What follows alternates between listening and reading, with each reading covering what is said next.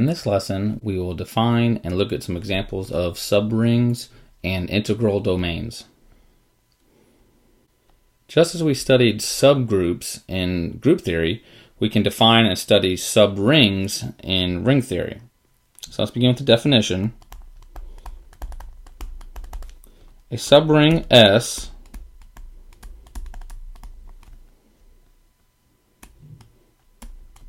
of a ring R is a subgroup of R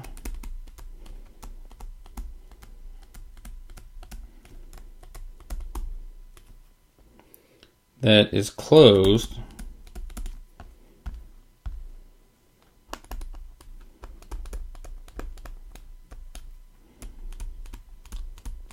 under multiplication.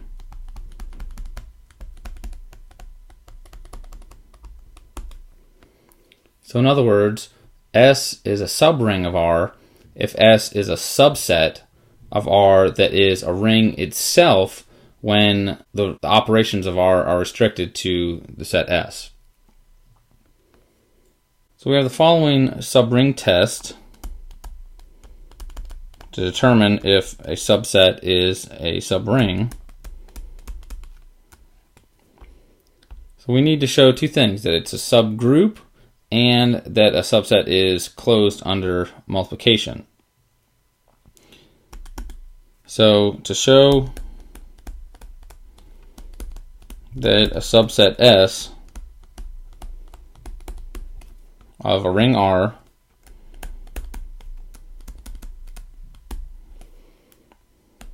is a subring, it suffices to show the following.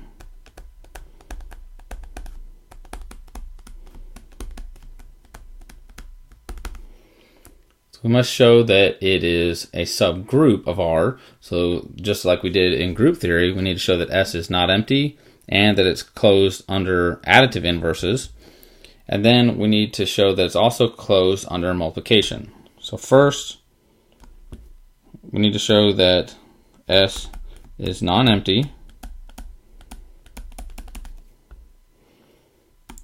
Second, we need to show that S is closed under inverses of addition, which therefore is closed under subtraction.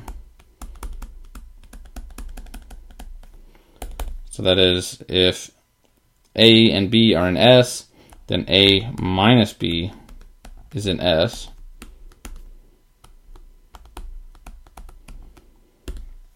So these first two steps are showing that S is a subgroup of R, and again the operation would be addition here. Then thirdly, we need to show that S is closed under multiplication.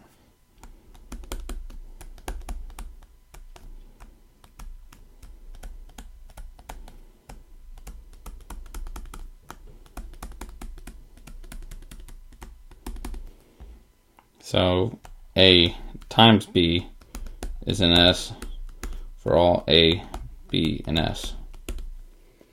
So these three steps show that a subset S is a subring of a ring R.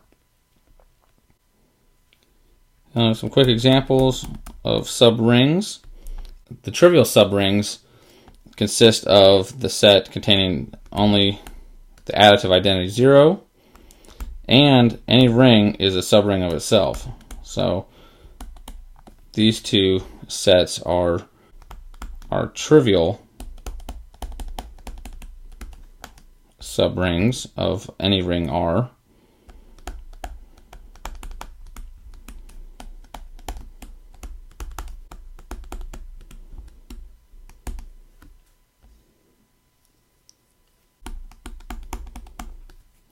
A slightly more interesting example: the set of integers is a subring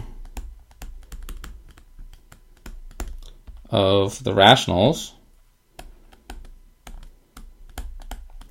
and the rationals form a subring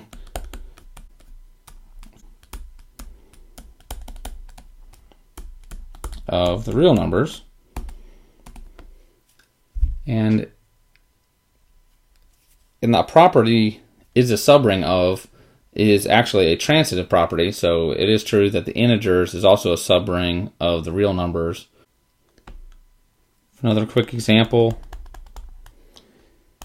given any integer n, and the set nz consisting of integer multiples of n, so this would contain 0 plus or minus n plus or minus 2n plus or minus 3n and so on.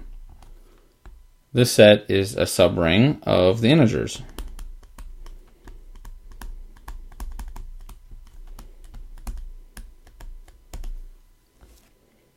So for example, the set of even integers is a subring of the integers.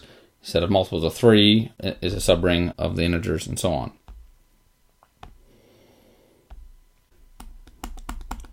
Another example, let's define the center of a ring, just like we define the center of a group. So the center of a ring R is the set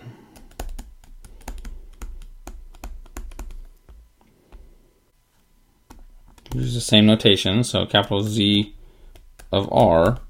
This contains all elements that commute with every element of R.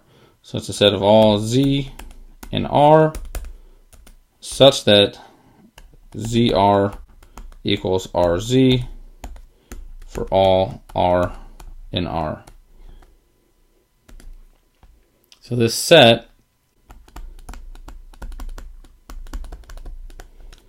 consisting of all elements that commute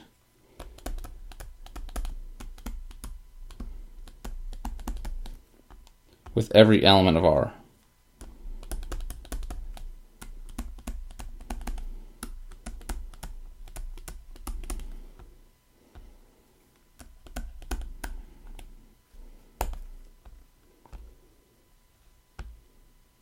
So it turns out that the center of a ring R is a subring of R.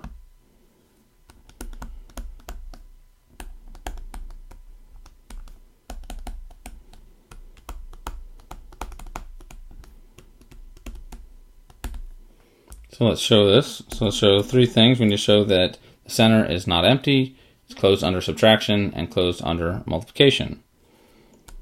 So first, note that the additive identity 0 is in the center.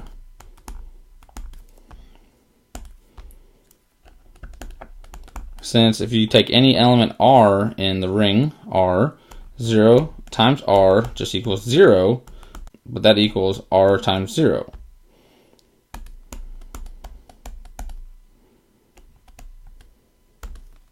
So we see that the center is not empty.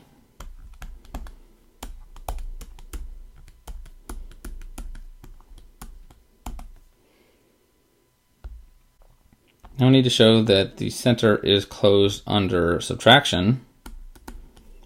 So let's take two elements A and B in the center. So if A and B are in the center of a ring R, then we need to show that A minus B is in the center of R. So let's look at A minus B times an element of the ring R. So this equals AR minus BR. Now since A and B are both in the center of R, A and B both commute with R, so I can rewrite both terms as RA minus RB.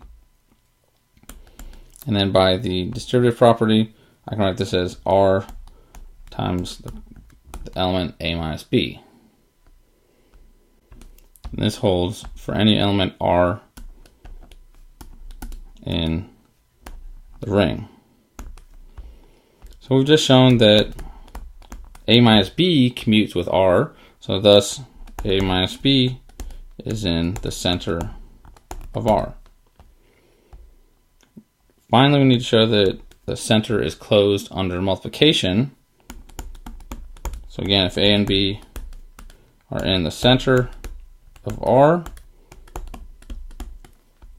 then we need to show that AB commutes with every element of R. So let's look at the product ABR. Well, B is in the center, so I can commute it with R to get ARB.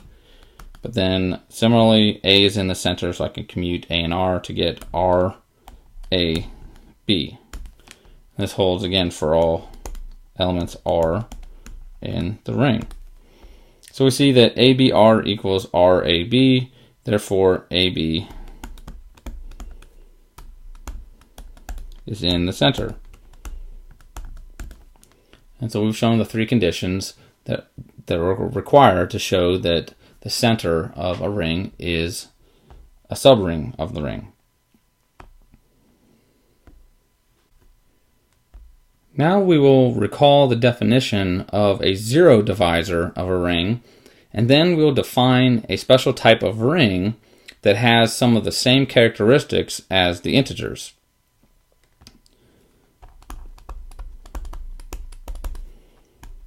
So we say a non-zero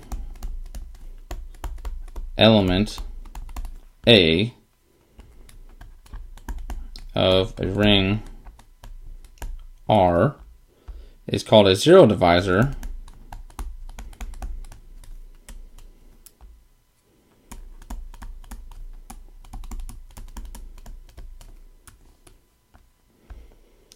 if there's a non-zero element B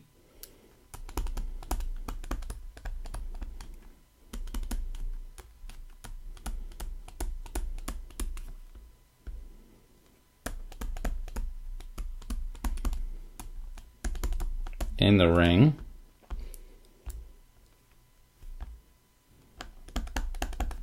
such that A times B equals 0 or B times A equals 0. Now if we think about the set of integers, there are no non-zero elements that have this property that you can find another non-zero element B such that A times B equals 0 or B times A equals 0. So the set of integers has no zero divisors. So now we define an integral domain, which is similar to the set of integers in that it has no zero divisors. An integral domain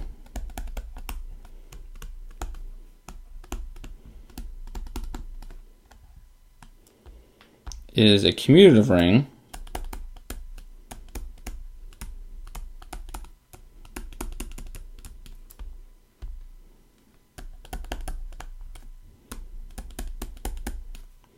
with identity 1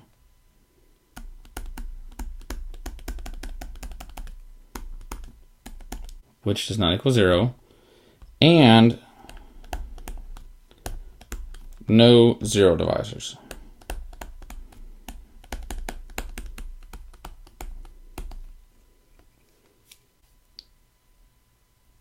So again, the set of integers is kind of the quintessential example of an integral domain. It's a commutative ring with identity that has no zero divisors. Now the absence of zero divisors gives these rings a cancellation property, which is very useful. So let's talk about the cancellation rule for integral domains.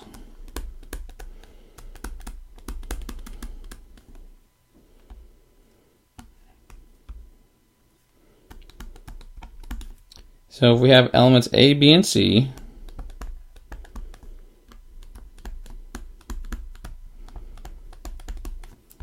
these are elements of an integral domain.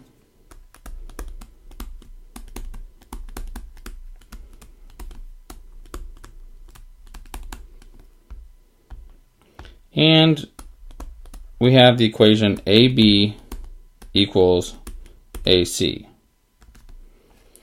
So let's talk about when we can cancel the element A.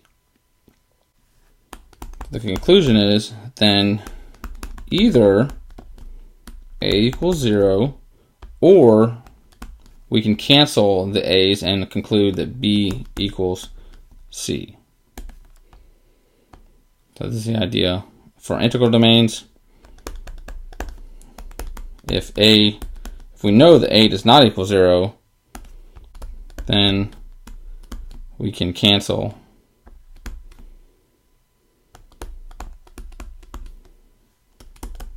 the A's in this equation. So the proof is very short.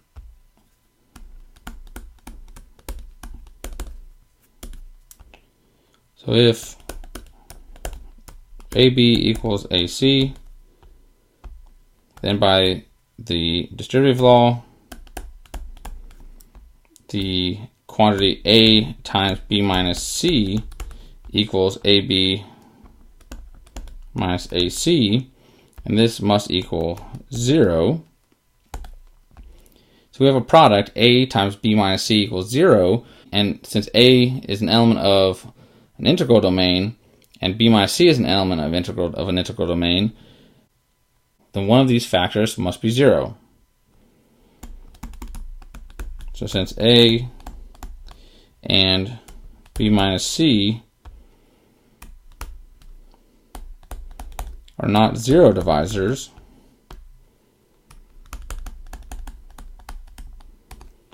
because they're elements of an integral domain, we can conclude that either A equals 0 or B minus C equals 0. So thus, A equals 0 or B equals C, by adding C to both sides of the equation B minus C equals 0. So we see that in an integral domain, we have a cancellation rule. We can cancel a common factor on the same side of an equation as long as we're not canceling the element 0. Let's look at some more examples of integral domains.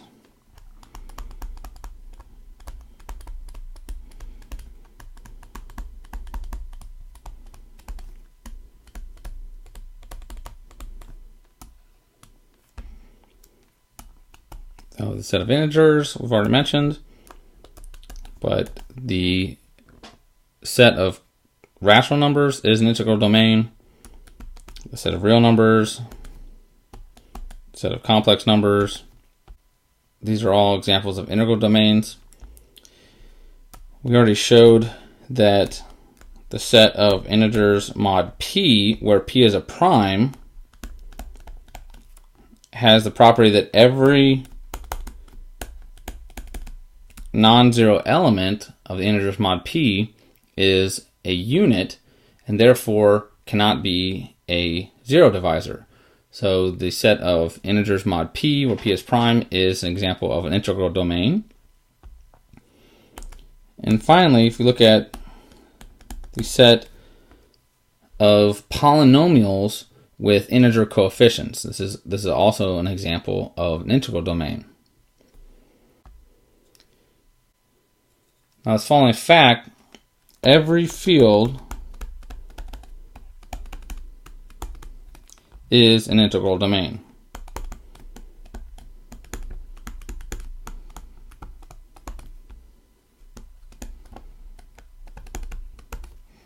And the proof is really, as I just stated, when I'm describing the set of integers mod p, in a field, every non-zero element is a unit, and we've already shown that units can't be 0 divisors, so a field can't have any 0 divisors. So let F be a field.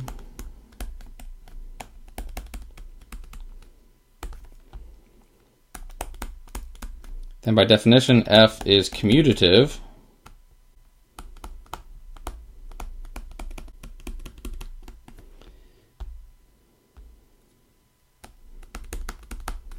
With identity 1.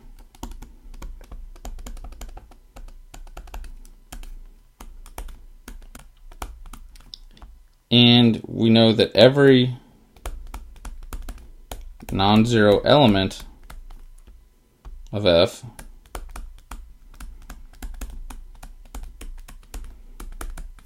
is a unit, that is, has a multiplicative inverse. Well, we already showed that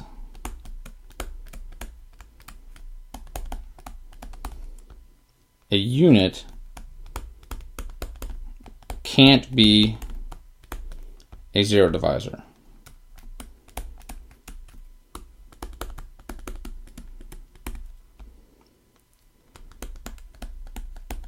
Thus, f has no zero divisors.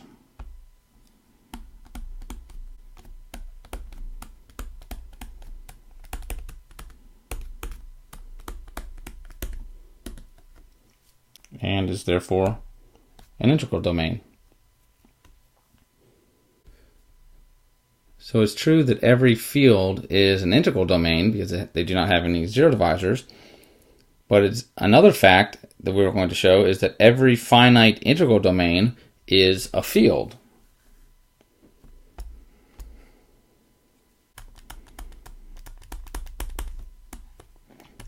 Every finite integral domain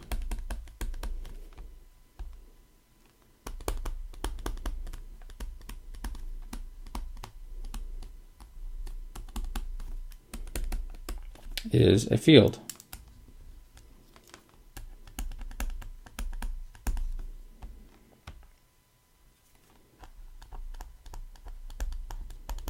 So for our proof, we're going to show that every non-zero element of a finite integral domain has a multiplicative inverse and is therefore a unit.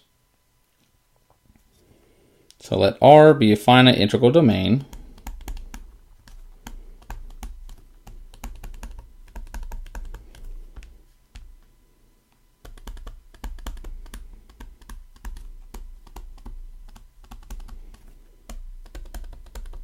with identity 1.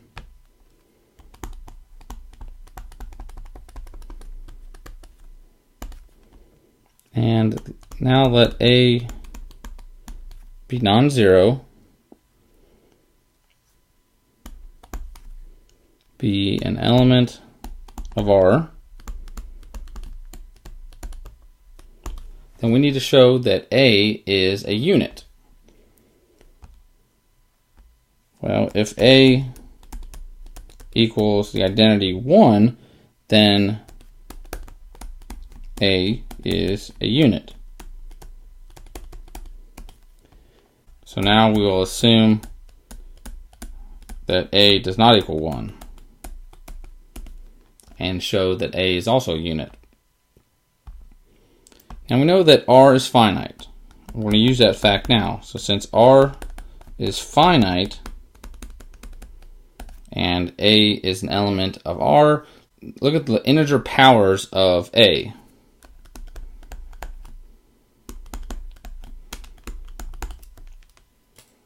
So in the set of integral powers, so the set containing A squared, A cubed, A to the fourth, and so on, all of these elements are contained in R, because R is closed under multiplication. So this set must be finite.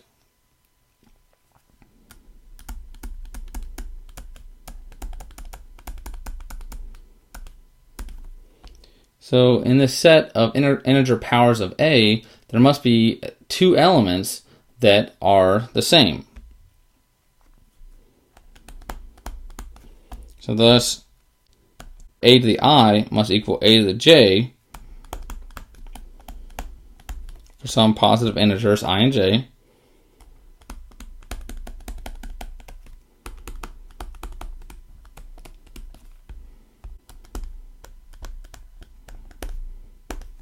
And without loss of generality, let's assume that I is bigger than J.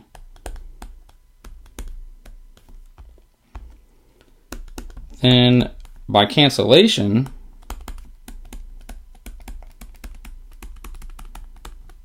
since we're working in an integral domain, I can cancel J factors of A from both sides of this equation. And we have that A to the I minus J equals the identity 1. But recall we're assuming that A does not equal 1 here. So then, since A does not equal 1, we know that I minus j must be greater than 1. So therefore we can cancel another factor, or we can actually factor out another factor of a on the left side and see that therefore a times a to the I minus j minus 1 equals a to the I minus j, which equals the identity. And since this is a commutative ring, we see that a to the I minus j minus 1 times a would also equal the identity. So therefore, we can conclude that the inverse of a has to be the element a to the I minus j minus 1. And we see that a is a unit.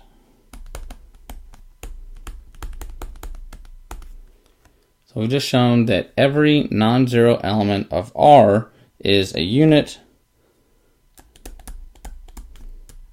Thus, R is a field.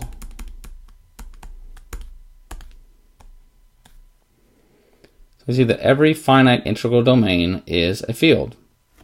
That is, every non-zero element has a multiplicative inverse. And as a quick corollary of the previous fact,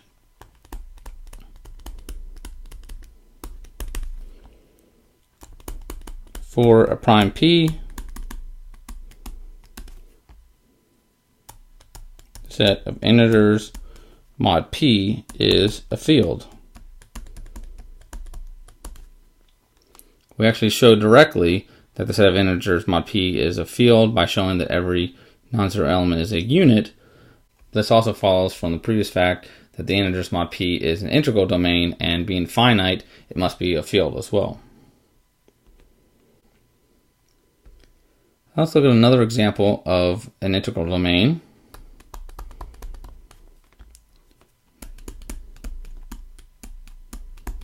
So the following set, denoted by the integers adjoined the complex number I, this set is called the Gaussian Integers and consists of all elements of the form a plus bi, where a and b are integers and I is the square root of -1.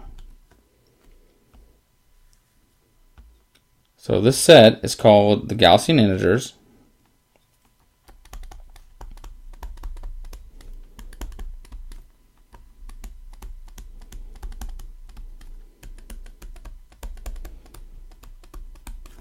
And it's named after Gauss because Gauss was the one who introduced this set, and he used this to prove some results in number theory.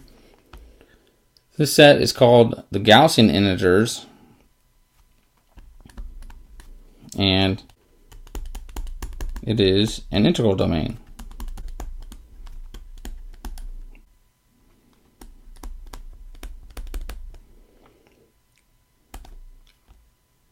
We see that the set cannot have any zero divisors, since these are all complex numbers, and this Gaussian Integers is a subring of the field of complex numbers.